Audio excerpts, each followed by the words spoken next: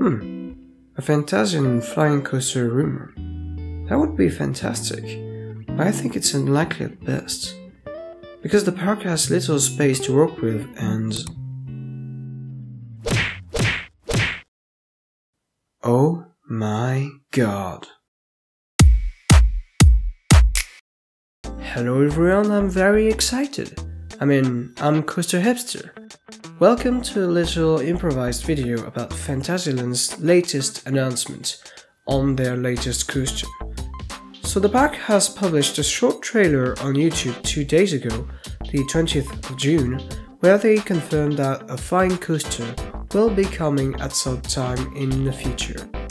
No information yet on the manufacturer or the exact year of opening, however.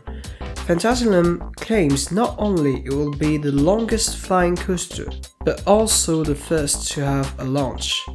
Here's my analysis and speculation, but mostly speculation, about this new attraction called F.L.Y. Let's recap what has come out so far.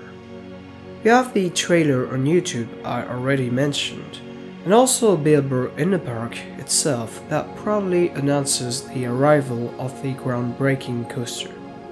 Currently, Flying Dinosaur is the longest flying coaster at 1,124 meters long, so this is the number Phantasialand has to exceed to claim the record. Here's a satellite image of the park to show where they have to fit in all that amount of track.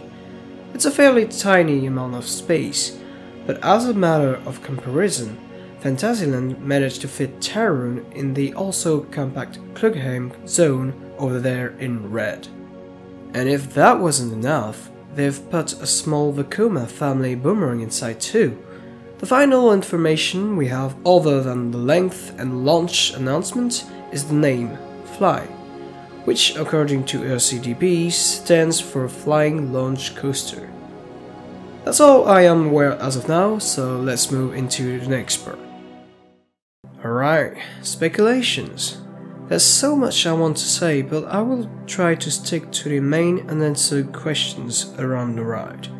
Perhaps most interestingly, we don't know whose manufacturer is going to build F.L.Y yet. There's basically two options here. Phantasialand could go for B&M, and that would be very plausible. The Swiss company successfully opened their first magnetic launch coaster in 2015, leading many enthusiasts, including myself, to believe they would start applying launch mechanisms to other coaster types, including flyers. B&M has been constructing flying coasters regularly since 2002 and carry a stellar reputation for top reliability and smoothness. Moreover, some of their flying coasters have been very exciting. Starry Sky Ripper, which I covered in a previous video, and Flying Dinosaur both have innovative, very intense layers, with the crazy zero-G whirl and a half as a signature element. Watching B&M mixing their inspiring designs with a launch sounds awesome. Alternatively, Phantasialand could use a wildcard and go for Vekoma.